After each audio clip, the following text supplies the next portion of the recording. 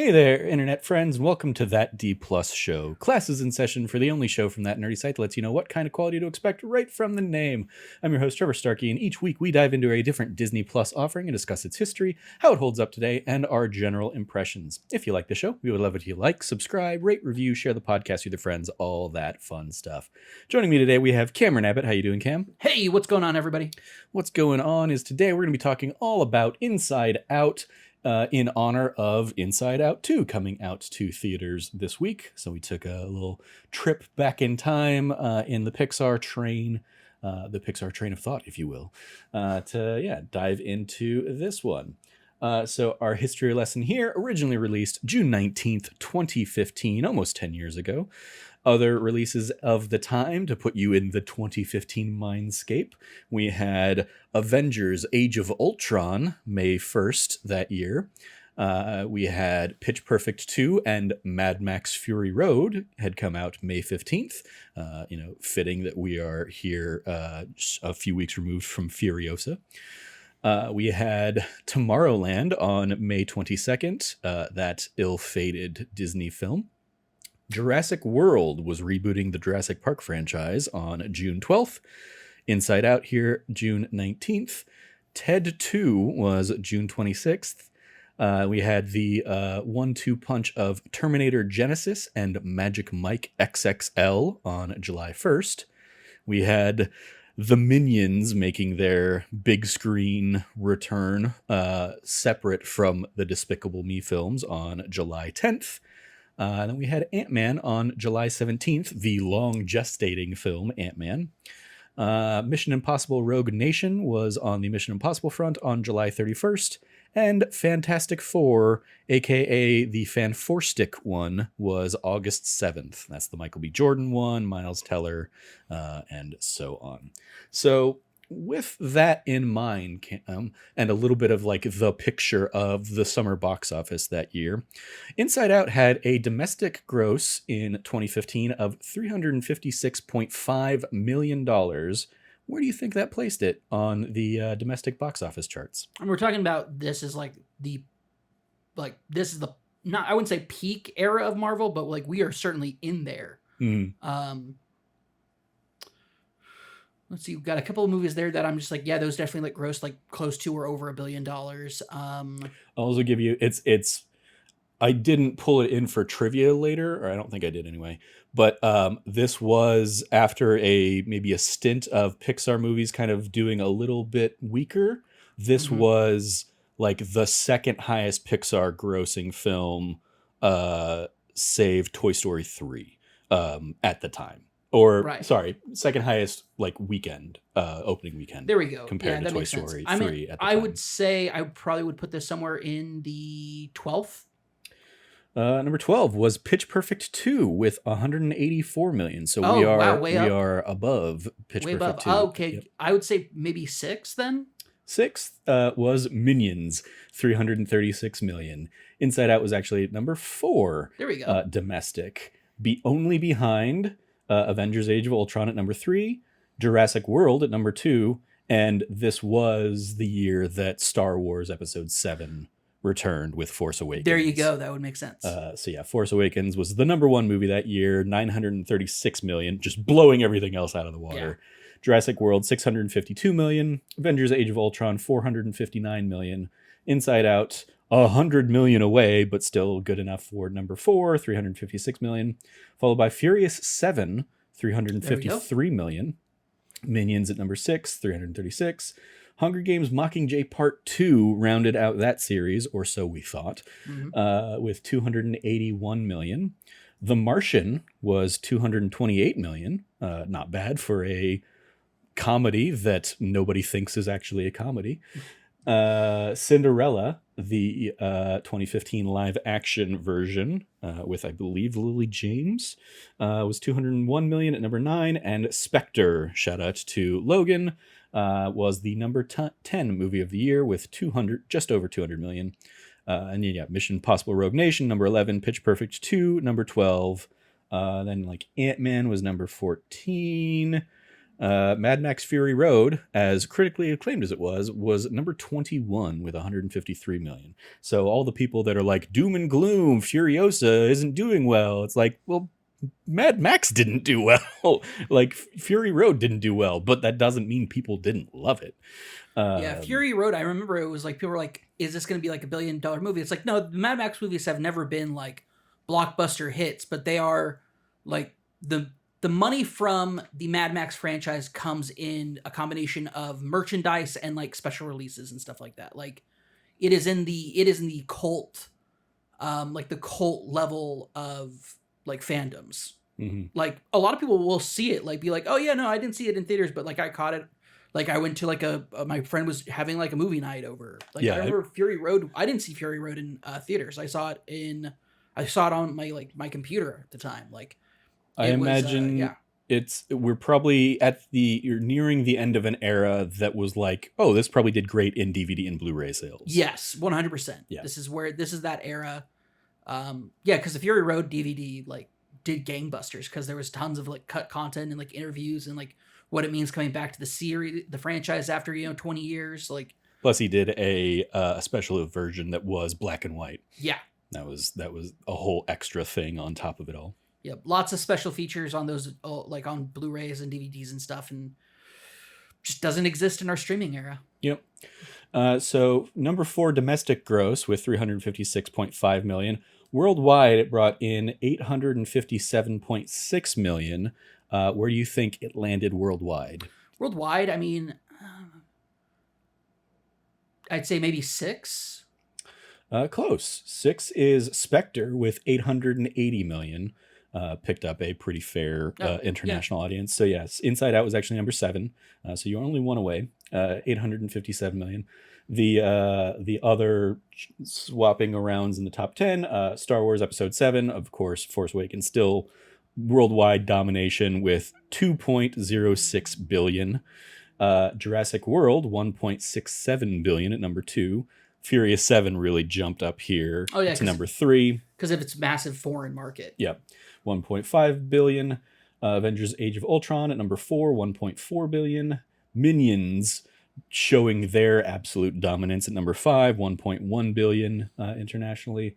Spectre there at number 6, Inside Out at number 7. Mission Impossible Rogue Nation jumped up with to number 8 with 682 million worldwide. Hunger Games Mockingjay Part 2 was number 9, 653 worldwide. And The Martian rounded out the top 10 with 630 million. Just outside the top 10, 50 Shades of Grey with 569 million. Nice. Those are our films of the year. In my mind, it probably made more money or a little bit less money, but they've rounded it over to the 69 on that. Yeah, sure. It was $569,651,467. So it's pretty much straight in the almost straight in the middle of the 69. That's why it's nice. Yeah. So the film's not nice. It's boring as hell. Yep. Film has a runtime of 1 hour and 35 minutes. In the Pixar timeline, we are pretty much smack in the middle of Cars 2 and Cars 3. Cars 2 was June of 2011, followed by Brave and Monsters University in June of 2012 and 2013, respectively. No 2014 film because of some delays, but Inside Out ultimately took the June 2015 spot. Mm-hmm.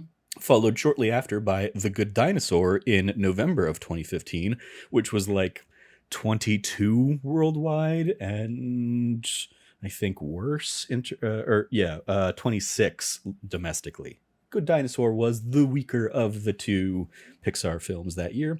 But then after Good Dinosaur, we had Finding Dory, June of 2016, and Cars, June of 2017. So for a good slate of years there, Pixar was hitting that middle of June summer spot. Yeah, they were really like that summer film coming out of Disney. Yeah.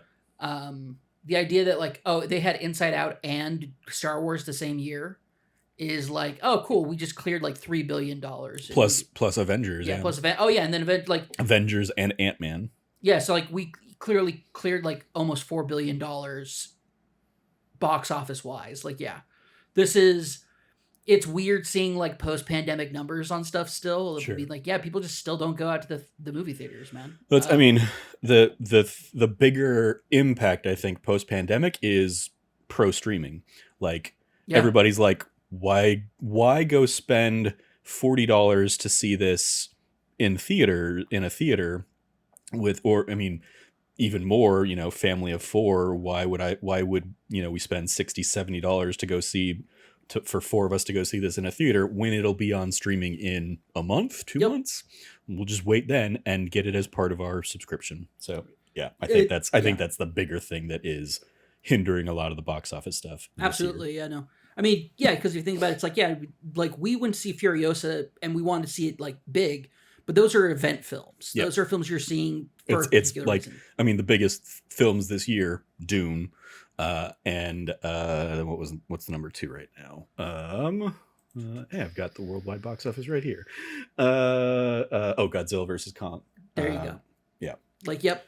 Kingdom of the Planet of the Apes. Yep, that's another one that you'd want to see on a big screen because it's going to be like epic war and like the high level CGI that you want to see in like full like wide detail. Like, yeah, no, these are movies that these are spectacle films. Yep. But yeah, I just thought it was amusing that Inside Out there 3 movies before was Cars 2 and 3 movies after was Cars 3. So right smack in the middle of the Cars trilogy. I'm just going to come out and say it. I've never been a fan of the Cars franchise. I've never liked it. I like the first one. Second one I hate, largely because I just don't like the character of Mater. Third movie I was pleasantly surprised by. Yeah. I've only probably watched Cars 2 and Cars 3 the one time, but yeah, I've given each of these films a shot once. I've given Cars 1 a shot like 3 times. I mean, the best thing to come out of Cars is Cars Land and the Radiator Springs ride in Disneyland or California Adventure, and the catchphrase "ka-chow." Sure. Yeah, going up and down, walking up and down the main street of the little Radiator Springs town was a delight for all of us when we went. It was a couple years ago. But getting to see it like lit up at night, kind of stuff, all the neon. Yeah, as somebody who is not a fan of Cars, I really enjoyed Cars Land in California Adventure. Like, I thought I had a great time on the Radiator Springs ride. Like, overall, it was a lot of fun. Which is funny to say because like I just don't care for the Cars franchise. Sure. I've never found anything like I'm like this is telling a story that I've seen 1,000 times and told probably like at least 30 times. I've seen it done better. But that being said, Inside Out. Inside Out, yeah. Our roll call here. The director. We have a duo of directors here. Pete Docter, who previously had done Monsters Inc. and Up. Prior to this, he would also do Inside Out here, and then he would go on and do Soul. 3 of 4 of those movies are Oscar winners. He won Oscars for Up, Inside Out here, and Soul. Monsters Inc., I believe, infamously lost to Shrek 2. Yes. And then tough break. Shrek. The first year they actually did a dedicated animated film. Was the whole thing. And then Ronnie Del Carmen is credited here as the co-director. Having previously done a handful of episodes of Freakazoid, as well as he did the Doug's Special Mission short, and then Inside Out here. He's also a longtime Disney or Pixar like storyboard artist and stuff like that. Having started at Pixar during Finding Nemo, I believe. Yeah. Writers Pete Docter and Ronnie Del Carmen are also credited for the original story. And Pete Docter is original story by and screenplay by, having also worked as a writer on the Toy Story 1 and 2, Monsters Inc., WALL-E, Up, Inside Out, and Soul. Ronnie Del Carmen, as I said, is by trade a story artist and story supervisor at Pixar, going back to Finding Nemo. He also worked on 1 episode of The New Batman Adventures, Doug's Special Mission, and he was the writer here on Inside Out. And then also getting screenplay credits here, we have Meg LaFauve, who wrote Inside Out as well as The Good Dinosaur that year. She also would go on to write Captain Marvel and My Father's Dragon, and she is writing the upcoming Inside Out 2. And Josh Cooley is credited here on the screenplay as well, having written Inside Out, Then he would go on to write the Riley's First Date short, Toy Story 4, and 22 versus Earth, that short based off of the Soul film. And I didn't give full like breakdowns of other things they'd done, but also credited we have Michael Arndt and Simon Rich are credited with additional story material, and Bill Hader and Amy Poehler are credited with additional dialogue. So I imagine that means they were riffing in the voice studio, and some of that stuff just made its way into the film. Our cast here, of course, starring Amy Poehler as Joy, best known for her work on Saturday Night Live and Parks and Recreation. Phyllis Smith as Sadness, best known as Phyllis on The Office. Richard Kind as Bing Bong. I will always remember him from his work on the sitcom Spin City with Michael J. Fox. Absolutely. He was fantastic in that. He's also Molt in A Bug's Life, very early Pixar, going way back. Bill Hader is Fear, of course, also from Saturday Night Live, and more recently Barry, the critically acclaimed dramedy series. Louis Black as Anger, of course, best known for his stints on The Daily Show, and then just as a stand-up comedian in general. Mindy Kaling as Disgust, having been on The Office and The Mindy Project, and I guess more recently Velma, to a lot of people's dismay. Caitlin Diaz, or Diaz, is Riley here. Not a ton to her name, but she has done a handful of miscellaneous projects. One of the pseudo trivia things was that she was basically originally a scratch track for the film, which for those that don't know is kind of like the temp audio. They basically like brought her in to, throw her out there for storyboards, for kind of like figuring out the pacing of the film and stuff. And they ended up liking her enough that they kind of kept her in the role overall. She's fantastic in it. So. Yep. And then Mom and Dad are Diane Lane as Mom, from, stuff like the film Unfaithful. And then, of course, the eponymous Martha of the Man of Steel, Batman v Superman, and Justice League in the Snyderverse stuff. And then Kyle MacLachlan as Dad, having, done, of course, Twin Peaks, the 1984 Dune, and then recently, also a dad in Fallout on Amazon Prime. We have some cameos from the creative team that I wanted to shout out here. Pete Docter is Dad's Anger. Ronnie Del Carmen is an abstract thought mind worker. So the one basically being like, yeah, let's go ahead and turn it on, I think. And then Josh Cooley is Jangles the Clown. And then some other cameos, just miscellaneous ones. We have Paula Poundstone, the iconic voice of Paula Poundstone, as Forgetter Paula, and Bobby Moynihan as Forgetter Bobby. We have Paula Pell as the Dream Director, as well as Mom's Anger. We have the Muppets duo of Dave Goelz and Frank Oz, who are probably best known as Dave Goelz as Gonzo, and then Frank Oz as Miss Piggy and Yoda, of course. They had some fun with their names. Dave Goelz is Subconscious Guard Frank, and Frank Oz is Subconscious Guard Dave. And then a couple just random ones. Flea is the Mind Worker cop Jake, in the we got to go into Clown Town. You can't go into no going into Cloud Town there, Jake. Yeah. John Ratzenberger is Fritz. Of course, this still being an era where he was, of course, the iconic Ratzenberger cameos of Pixar. Fritz being the thought that comes in and installs the new console at the end of the film. And then in a little post-credits cameo, or in a mid-credits cameo, Rashida Jones of The Office and Parks and Rec is in there as the cool girl's emotions. Some trivia for you. Awards-wise, this was the 2016 Oscar winner for Best Animated Feature Film of the year, as I alluded to earlier. It was also nominated for Best Writing Original Screenplay that year, and it lost to Spotlight. And then also... Yeah, makes sense. Yeah. As of June 12th, when I put this doc together, it is number 167 on IMDb's top 250 films list, based on like voter or IMDb votes and stuff. It is between number 166, The Secret in Their Eyes, which is a 2009 foreign language film that won the Oscar for Best Foreign Language Film that year, and 168, Raging Bull from 1980. Pixar Easter eggs. We have, of course, the iconic A113. Not only is it Riley's classroom, but it was also, I caught this on a second viewing. It is some like graffiti on a wall when at one of the points when Riley is basically like ignoring the phone calls from her parents when she's running away from home. You can see A113 in the background. The Pizza Planet truck. I couldn't verify this, but Pete Docter has gone on record saying it's in the movie a few times.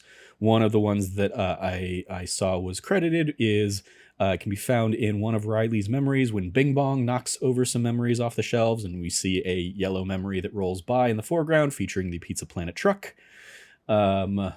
Historically, the prior film will give nod to future films, as well as, and so we have from the previous film, Monsters University, Art gives Mike and Sully a dream journal with a unicorn and a rainbow as an allusion to the rainbow unicorn that stars in Riley's dreams.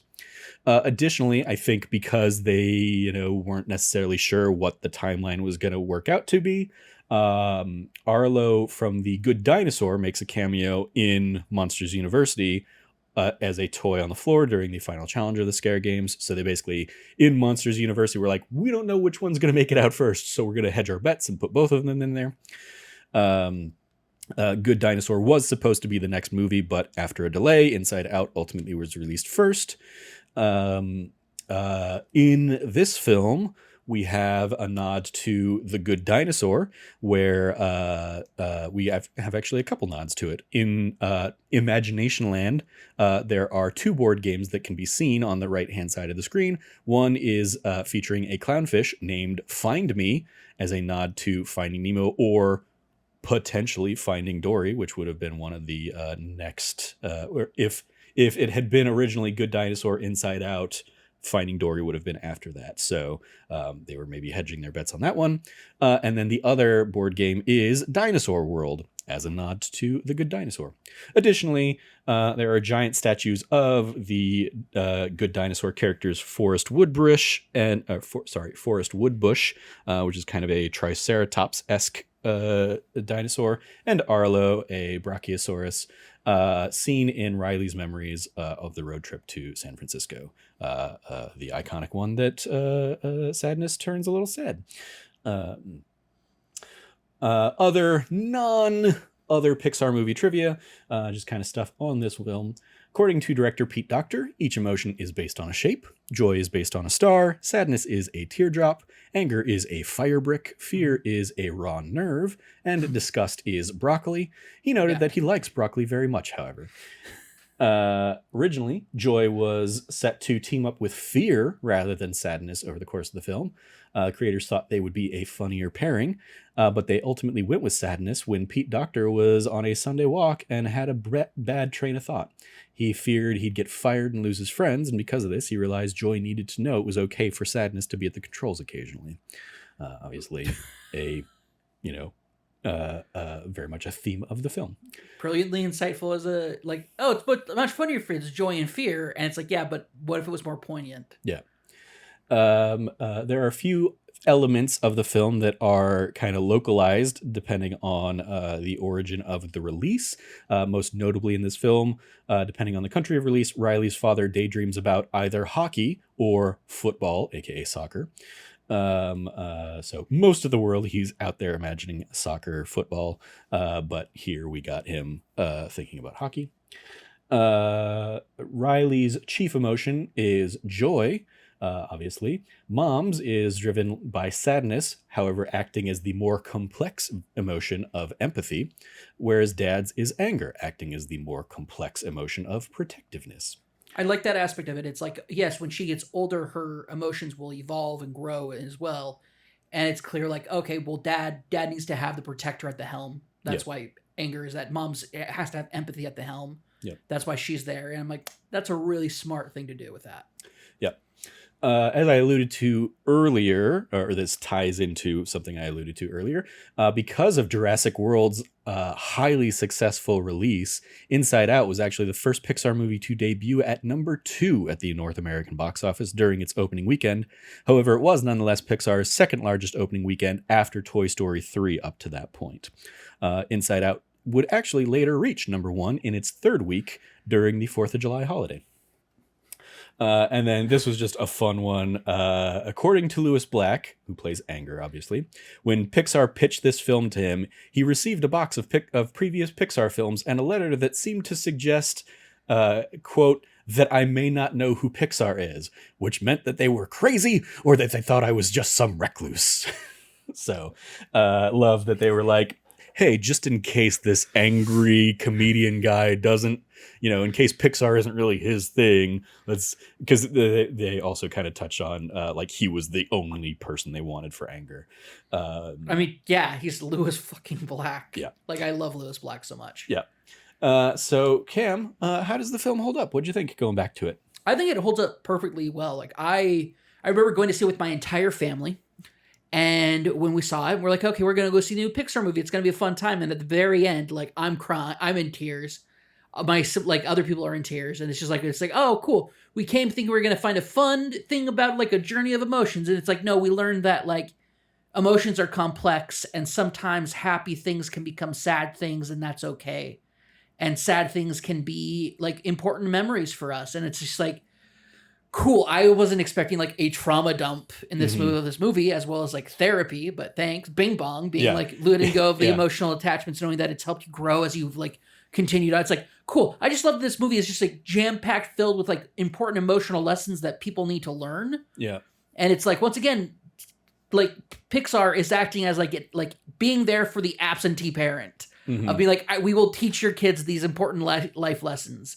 Don't you remember when Buzz and Woody had to learn about friendship and learn about like how you can't just always have the spotlight? And it's like, oh wow, yeah. It's like this is such a return to form for me for Pixar when it comes to like the movie before this was, I think Coco was the one that was like. No, Coco would come after this, right? Yeah. Okay, yeah. Coco was well after this because, like I said, I got up through Cars 3 a few years after, and Coco was, I believe, came out 1 or 2 after my grandma that. had died and made me cry a whole lot. Yeah. Coco, I remember one of my takeaways, as much as I love Coco, I remember thinking the scene in Coco where the like old guitar player kind of fades away, being like, they did that better in Inside Out with Bing Bong. Like it's the exact same beat that they're going for. Yeah. But in that one, it is a setup for later, Miguel, trying to hold on to his dad's or his grandfather's memory. Yep. In this one, it's definitely a matter of Bing Bong being like letting go and being like, it's okay that I was imaginary. It's okay that I wasn't real. Yeah. And it's like, cool. Like, way to hit me in the heart. Like, I didn't have an imaginary friend growing up. But you remember. You absolutely did, I'm sure. And he's just now in the bottom of your forgotten memories pit. No, so I was weird in that I didn't have like an imaginary friend, like a Bing Bong sort of thing, or like a wacky thing. It was, I made real people in my head. The whole thing is you had these imaginary friends, even if they were real people, but you don't remember them anymore. Like Bing Bong, he's now forgotten to Riley. Mine was Batman. Okay. I'm sure you had non-Batman imaginary friends that you have just forgotten about. Maybe. That's entirely possible. That's the entire point, right? Like you just said? Yeah. I'm accepting that. It's fine. Yeah, I remember, in addition to, obviously, like, all of the trauma dumping that comes with this film, I remember, one of the memes going around being like, Pixar, from the people who brought you, what if toys have feelings? What if bugs have feelings? What if monsters have feelings? What if fish have feelings? What if superheroes have feelings? What if cars have feelings? What if rats have feelings? What if robots have feelings? What if old people have feelings? What if cars have feelings again? We get to what if feelings have feelings? That was a good meme. Yeah. Yeah. I'm not like, yeah, absolutely fantastic film. Still holds up. I think that it is one of the more complex ones. Like you can't just sit a like toddler in front of it and have them be like, this is amazing. It's definitely one that like I think grows on you as you get older, which is like I was an adult when this movie came out, and like I watched it in my 20s, and now I'm in my 30s, and I'm like looking at it like a completely different film.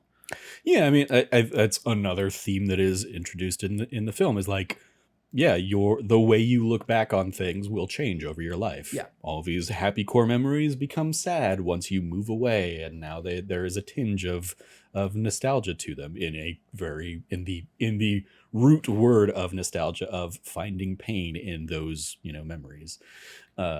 Also, what a great way to be like, hey, you can't just be happy all the time. Like toxic positivity is a thing.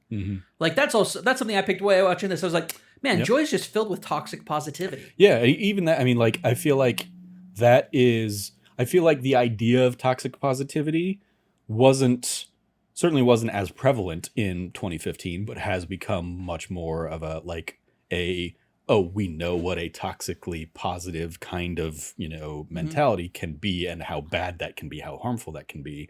So yeah, I think that's another thing that like, yeah, circling back to this film.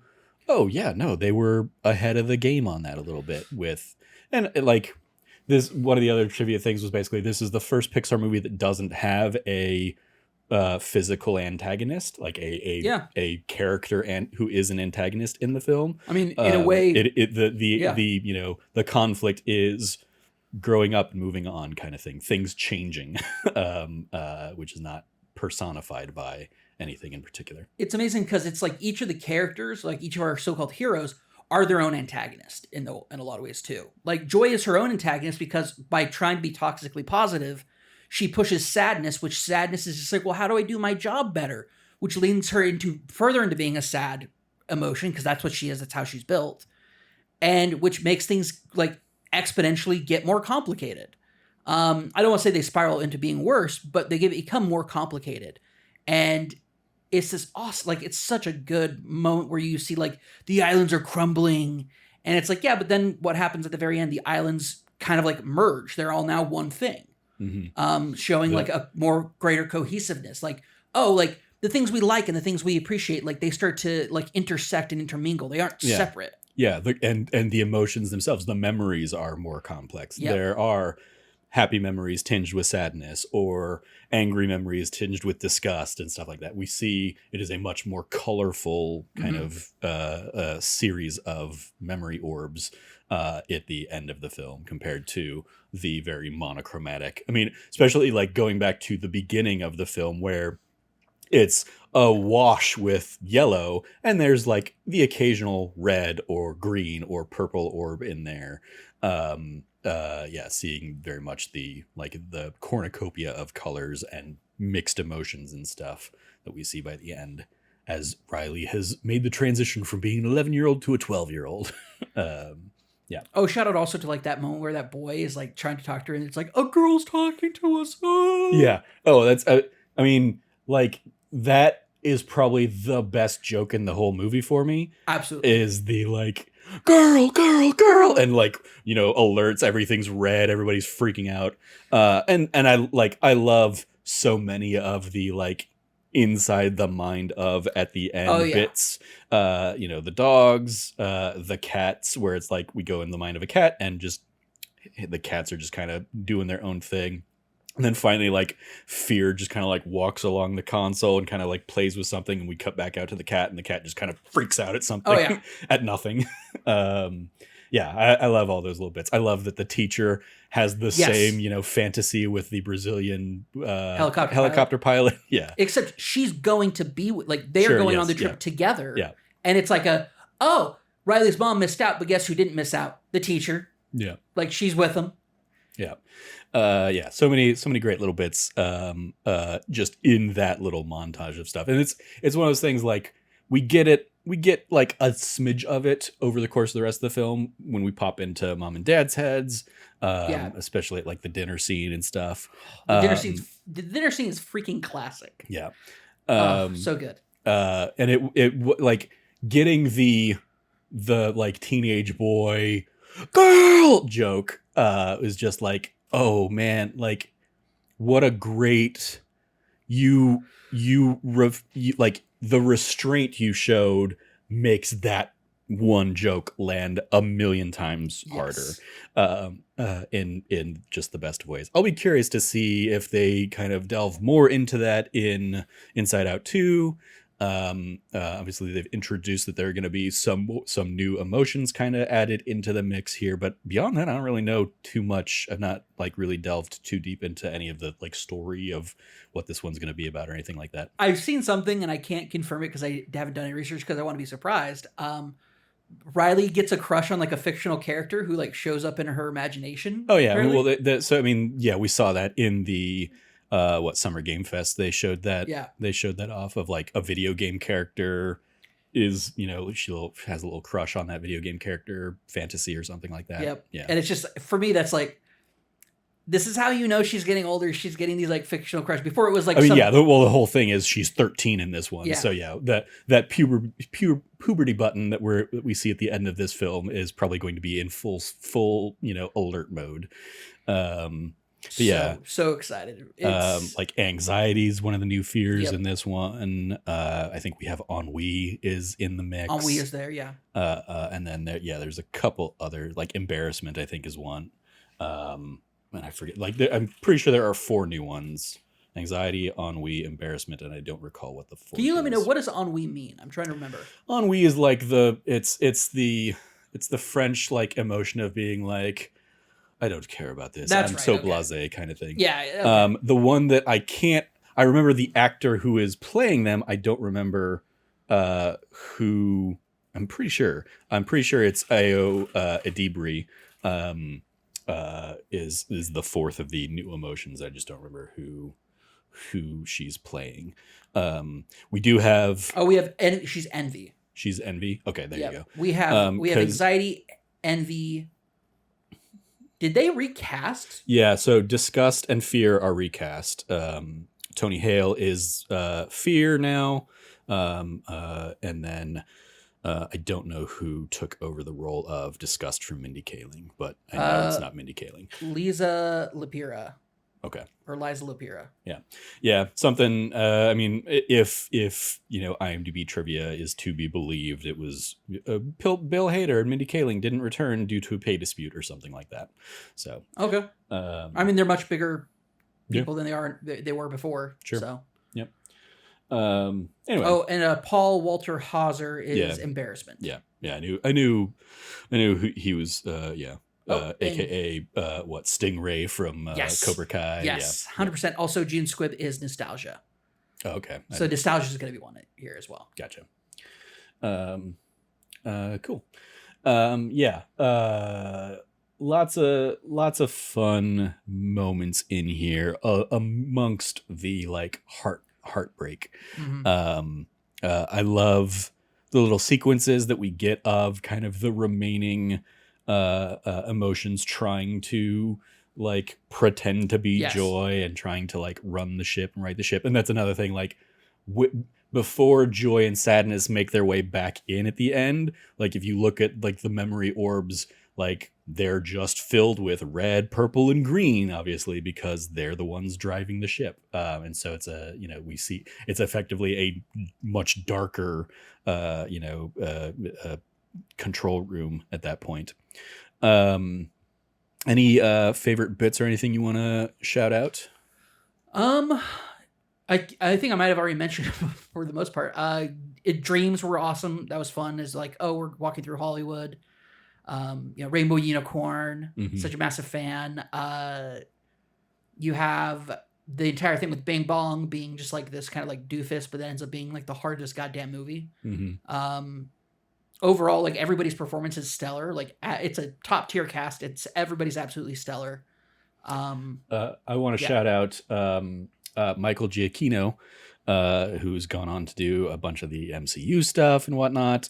He does the score for this one, and I always love that little piano theme that starts the movie, and we get it, a couple of other times throughout. And because I go to Disney and California Adventure so much, I hear it over there too, and it's always just like a delight to get to hear that little bing, bing, bing, bing, bing, bing. So yeah, shout out to just the like simplistic melodies Mhm. that can kind of evoke. Um, and yeah, the one of the elements that I always remember being like a cool, fun, standout, just weird thing is like the abstract thought, section where they take that shortcut that Bing Bong wants to take, and Sadness is like, I don't think we should go in there. And we see immediately why you shouldn't go in there, Yep. and just the like four phases of abstraction that they play with, and in particular like the design like elements of that, like the first phase kind of being that like like almost step back technology wise for Pixar, in like it's kind of it that version of like 3D animation, getting into the simplistic 2D animation, and then obviously they just kind of wind up as just flat lines, but that gets them out of there, so hey, they're safe. But yeah, I always loved that little bit. It reminds me almost, in a weird way, of the episode of the Treehouse of Horror Simpsons episode where Homer Mhm. goes into the 3D world, Yes. and just like, this isn't natural, this doesn't look right, oh no. But yeah, lots of fun there. Like another one that I was a really big fan of was anytime Anger was like answering something. Mhm, Like the dinner table scene is classic, but even if it's just like Riley hearing about her, like basically her replacement in Minnesota and mhm. getting angry, Anger being like, I've got a plan. I mean, it's like Yeah. Anger, like Lewis Black is just absolutely fantastic, and Shout out to yeah. the triple net gum runner, including like the forgetter thoughts or whatever that are like, yeah, we just love to throw this up to the control room sometimes just because it makes us laugh, and like joy and sadness kind of getting that moment of like, this is your fault, and then like we get to see it multiple Mhm. times, and the frustration that leads. That's another one of the great little kind of like end gags, is like the angry bus driver being like, let's just go to our happy place, and that's the triple dent gum commercial, and all of them light up on fire. Yeah. Yeah. uh mm, any other moments or bits or anything that you want to shout out? No, I mean I'm pretty good on it. Overall, I just think it's an overall super cohesive, fantastic film. Hmm. Oh, you know what do want to say? An amazing job to the architect, like whoever, like the people who got, like the team that got together and built out like what Riley's mind looks like. Hmm. Just the architecture of everything, the design of all the different worlds, different lands, like all like her different lands kind of looking like a disjointed Disneyland almost. Hmm.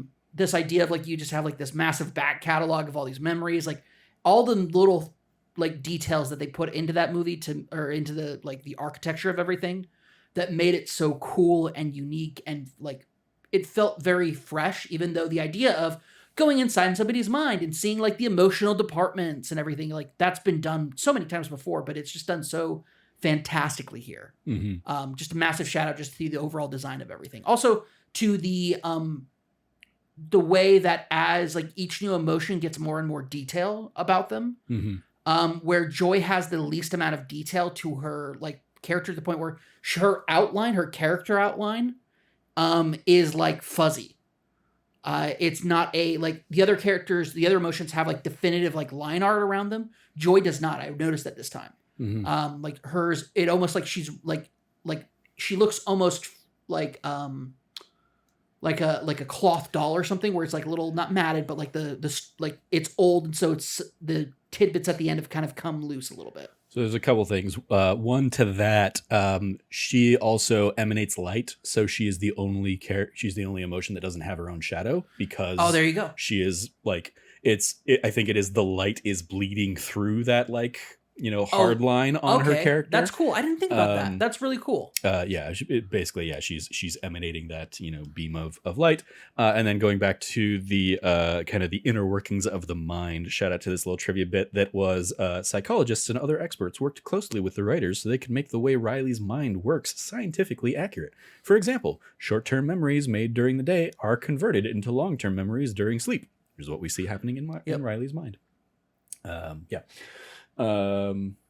Yeah, I it is very much a like just a great art design. And I do love kind of to your point, like, yeah, how we get to see like detail in the world change, not only kind of the kind of personality islands that we see kind of evolve over time, and then yeah, especially kind of the new version of them, but also yeah, the decay of them that we see when all of those core memories are pulled.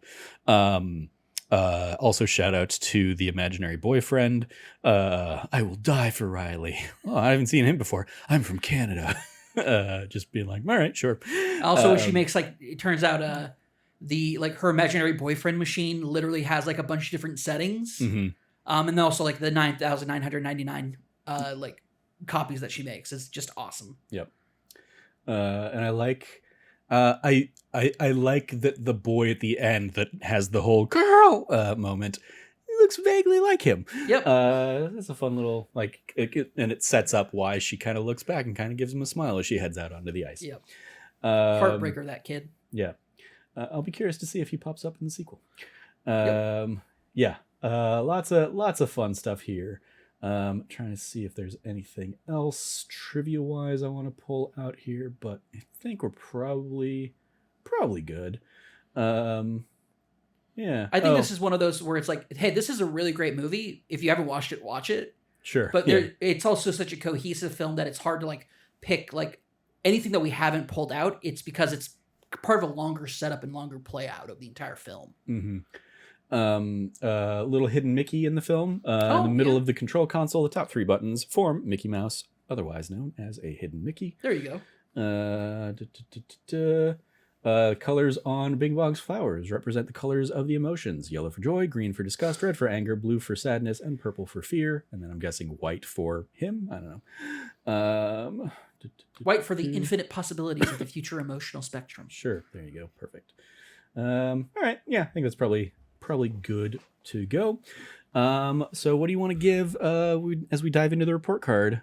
Grade from A+ to F. What do you want to give Inside Out, Cameron? This one's definitely an A+ for me. If you had asked me before I rewatched it, I would have probably told you, I think it's like a B+ or an A-. But after rewatching it and like once again getting hit by like more and more details, remembering more about the film as I was watching it, it's like, no, this is like a brilliantly done film.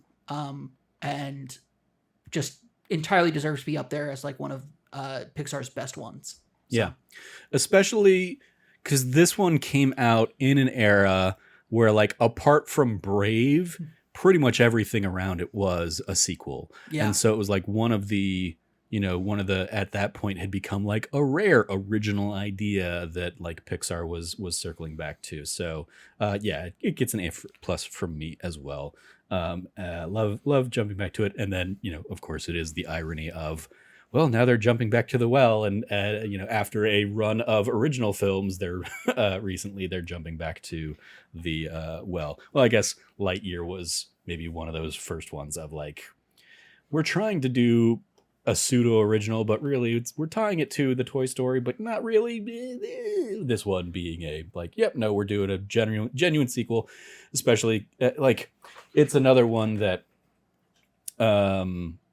it'll be interesting to see how Inside Out 2 does. Because again, I think the bigger issue is streaming. Like Onward was the Pixar movie that was out when the pandemic hit. And then the next few went straight to Disney Plus, but not even the Disney Plus like premium thing that they did for like Black Widow and like Raya and the Last Dragon and stuff, where like, hey, yeah, you can watch it early, but you have to pay, and then it'll go to, free to everybody soon after that. No, they just put Soul and Red and Luca on Disney Plus for free kind of thing. So Lightyear and then Elemental struggled at the box office. Yep. Elemental had some pretty good legs, so it I think ultimately ends up doing okay. But yeah, it'll be interesting to see if Inside Out 2 here gets any kind of audience, or if it just continues to be kind of a quiet box office because people are like, I'll just watch it in a few months when it hits streaming.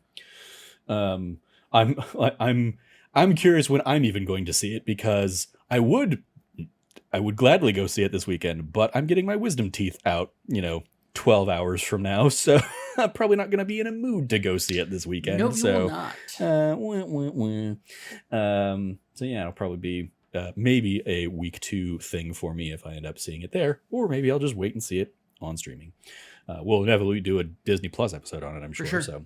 So, all right, extra credit, other suggestions if you like this. There is the Riley's First Date short that we alluded to earlier. There is Onward, Toy Story 4, Incredibles 2, Coco, Cars 3, Finding Dory, and The Good Dinosaur. And then the one I threw in here that we can chat about a little bit, that's kind of not one of the Pixar or the Disney Plus suggestions, but I throw it in here as I often do with Pixar films. If you want the original theatrical experience, the Pixar short that went alongside Inside Out here was Lava. So you can go check that out on Disney Plus as well. And Cameron, you mentioned last night that is your favorite of the Pixar shorts, which surprised me because it just doesn't strike me as one of those that would be like somebody's favorite. Of course, I'm sure every one of them is somebody's favorite, but it's not one of the Pixar shorts I immediately like gravitate towards and think about. It's my favorite, followed up by Bow, which is my second favorite. There's a lot, but I will say like this is my favorite because of just like growing up, I love the rendition of Somewhere Over the Rainbow. Mm-hmm. And so being done in that same style in homage to the performer was such a like what a primer to get me ready to cry. Mm-hmm. Then being like, oh yeah, no, he lost his love because like things didn't work out for him, and it was like also speaking of like peak moment of like Cameron also going through like the faltering of the heteronormative like persona that I had adopted over so many years, like struggling at that point in my life as well. Like looking back at it, 2015, that was a massive like fracture point where like I was struggling to continue to convince people that I was straight. So yeah, also like true love and like all that. Yeah, it hits a different way. It hit a different way back then and it hits differently now as well. But gosh, yeah.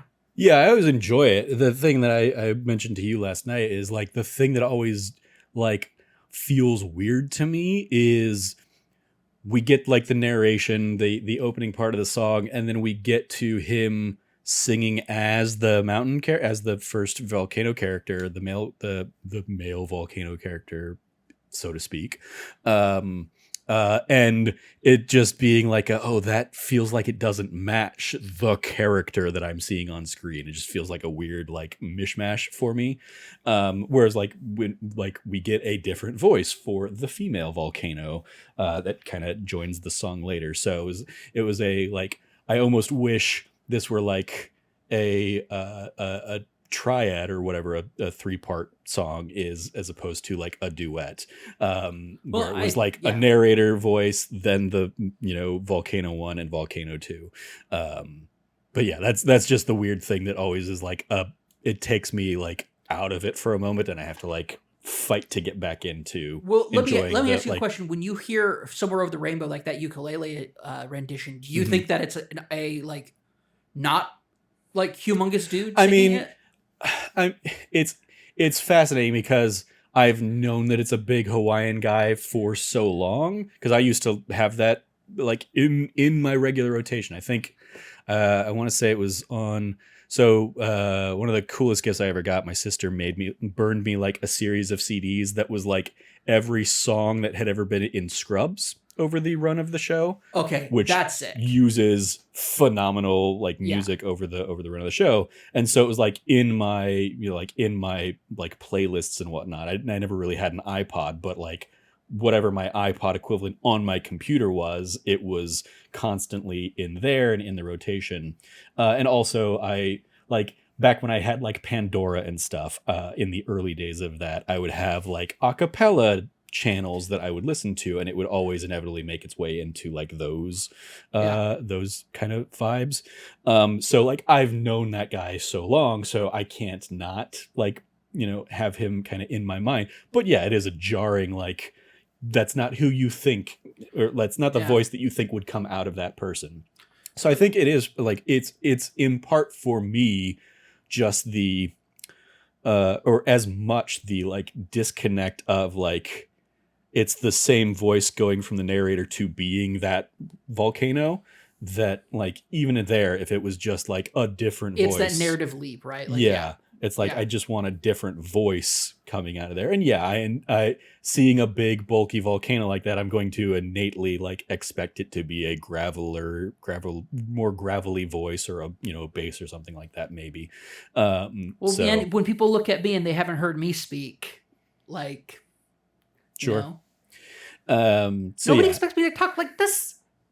and you don't talk like that. I don't talk like this. Yeah. Yeah. No, I know. So yeah, and there's also the like the I get that it's not real, but there is also the whole like, yeah, of course you're gonna be a volcano that's alone. Like that's how geography works. That's like it's like yeah, I don't.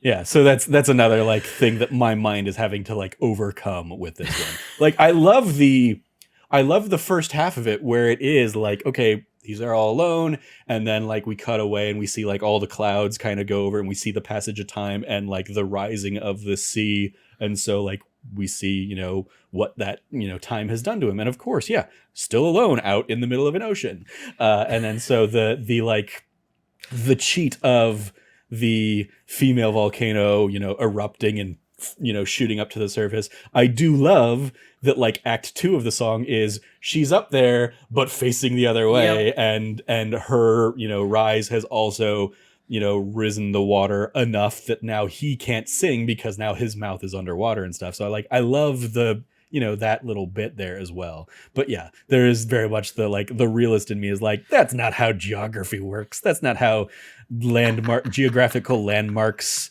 shift. That's not how the tectonic plates shift. That's not how volcanoes get made and like done. Yeah. So yeah. But hey, it's all it's all the myth creation of Hawaii. So cool, go for it. Aloha, knock yourselves out. Yeah, I don't know. Yeah, that's just the like, especially compared to like a lot of the there's still fantastical elements in a lot of the other shorts, but a lot of the other shorts have like a simpler, more like realistic conceit maybe. Oh, you mean like mine? My second favorite, that's about a little bow boy coming to life? Yeah, no, absolutely. The little bow boy coming to life, which we see by the end is just a mother's trauma for her, her son going off to college or whatever. But I guess I'm thinking more like, oh, the birds are all on, a phone line, and the big bird gets on and goes down, and all of the other birds start like pecking away at him because they don't like this outsider. And so you get the moment of like, one by one, talon by talon, that bird's, falling off the thing. And then all the other birds realize way too late that as soon as that bird's gone, they all go poof and only leave their feathers behind. Like that, far more believable to me than volcanoes erupting out of the sea and combining and merging into one. But yeah, that's just me being silly. Listen, when the little bow boy shows up and he has a goatee, yeah, and my foster mom, I'll never forget. She hated my goatee. She hated all facial hair, but she especially hated my goatee. And so when that came up, it was like, oh, God, okay, yeah. I mean, shout out to the creator of Bow being basically that getting her turning red to direct that one. So Bow is admittedly one of my favorites because I think it is telling a beautiful story all about a little dumpling boy. Anyway. So those are our thoughts on Lava and Inside Out. Extracurriculars, you watching anything else on Disney Plus there, Cam? Yeah, The Acolyte and Doctor Who. Yep, that's. I believe we are both caught up on both of those. We have the first episode of the 2-part finale for Doctor Who coming up this weekend. We enjoyed kind of the flashback episode of Acolyte last weekend. That was great. And yeah, I think we talked about it last weekend, right? Yes, we did. We talked about it on That Nerdy Site show. But for the That D Plus audience, both of us big fans of the Rogue episode. Yes, massive fans of the Rogue phenomenal episode. Stuff. Jonathan Groff was a lot of fun, and Jonathan Groff continues just to amaze me by always making me think he's far younger than he actually is. That man's skin is impeccable. Sure. And Ncuti Gatwa continues to just crush it as the Doctor. Ton of fun. Loved the versatility and the range of emotions he gets to go through in that episode. And shout out to I forget who the second writer is, but Kate Herron, who was the showrunner for Loki season 1. She was one of the writers on that episode.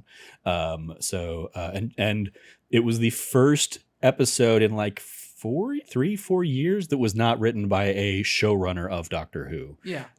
It was the first episode in many, many moons that was not written by Russell D. Davis, Stephen Moffat, or Chris Chibnall. Shout out to a couple other voices coming in and doing a big old Bridgerton, episode with bird aliens. So fantastic. Makeup, once again, Disney's production level is shining in Doctor Who. Yeah. It's fantastic. Especially, I watch a lot of the behind the scenes YouTube videos that they do on it, kind of the making of the episode stuff. And they, it was something that definitely jumped out to me while watching the episode, but they also really kind of hone in on the idea of it during the behind the scenes of Russell T. Davis being yeah, I've done lots of animal aliens in Doctor Who. We had the rhino aliens, the Jadoon, the cat aliens, the nurse cats in the in one of the early Russell T. Davis era episodes,